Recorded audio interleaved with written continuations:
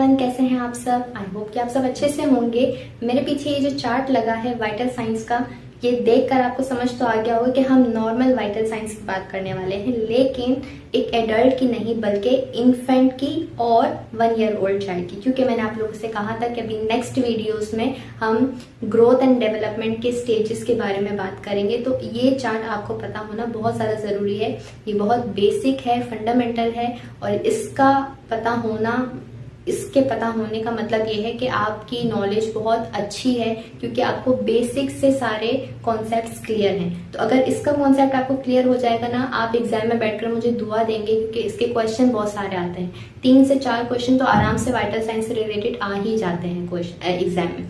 सो चलिए हम अपने वाइटल साइंस डिस्कस करते हैं, और वीडियो के एंड में मैं थोड़ा सा जूम करके दिखा दूंगी, तो आप ना इसका स्क्रीनशॉट ले लेना, आपको और ज्यादा ईजी हो जाएगा याद रखने में। सो स्टार्ट करते हैं टेम्परेचर से।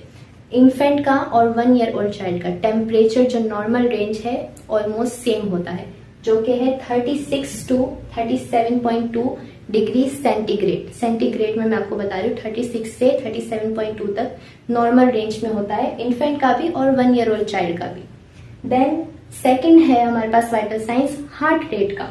हार्ट रेट इन्फेंट की 120 से 160 तक नॉर्मल होती है। 90 से 30 तक 1 ईयर ओल्ड चाइल्ड की नॉर्मल हार्ट रेट होती है। अगर इस रेंज में कोई पेशेंट की हार्ट रेट आपके पास फॉल कर रही है तो वो नॉर्मल फाइंडिंग है, उसमें कोई परेशान होने वाली बात नहीं है। रेस्पिरेटरी रेट की अगर हम बात करें तो उसकी नॉर्मल रेंज है 30 to 60 इन्फेंट के लिए, 20 to 40 1 ईयर ओल्ड चाइल्ड के लिए। ब्लड प्रेशर की अगर बात करें तो 80/50 इसके आसपास अगर कोई रेंज आती है इन्फेंट में तो वो नॉर्मल है।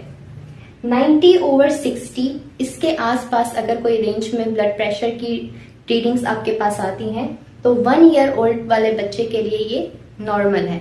अगर आपने ये चीजें याद कर ली, अगर आपको ये चीजें फिंगरप्रिंट्स पर याद हैं, तो बहुत सारे क्वेश्चन आपके इजीली रिजॉल्व हो जाएंगे। एग्जाम में क्वेश्चन इसी तरीके से आते हैं, आपको वाइटल साइंस दे देते हैं और बोलते हैं कि इस एज का पेशेंट है आपका, अब आपके इंटरवेंशन क्या होंगे।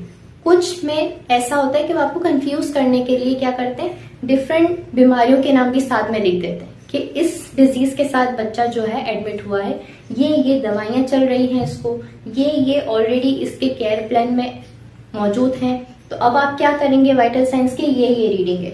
आपको अगर ऑलरेडी पता होगा कि जो वाइटल साइंस उन्होंने लिख कर दिया है क्वेश्चन में वो इस नॉर्मल रेंज के अंदर फॉलो कर रहे हैं, नॉर्मल रेंज के अंदर फॉल कर रहे हैं, तो आप कुछ नहीं करेंगे। आपके पास जो ऑप्शन होगा सीधा आप उसमें से टिक कर देंगे, किस पे, डॉक्यूमेंट फाइंडिंग्स कर। आपके पास ये ऑप्शन होगा, आप उस पर टिक कर देंगे, क्योंकि आप ऑलरेडी जानते हैं कि बच्चे के जो वाइटल साइंस है वो नॉर्मल रेंज में फॉल कर रहे हैं। तो आप उसकी फाइंडिंग्स को सिर्फ डॉक्यूमेंट करेंगे और कुछ नहीं करेंगे और बस साइड पर बैठ जाएंगे। तो इस तरीके से आपके पास क्वेश्चंस आते हैं, लेकिन उसको रिजॉल्व करने के लिए आपको पता होना चाहिए कि नॉर्मल रेंजेस क्या होती हैं। सो अब मैं आप लोगों को बता देती हूँ, उसको थोड़ा सा जूम कर लेते हैं तो आप लोग को इजीली समझ में आ जाएगा।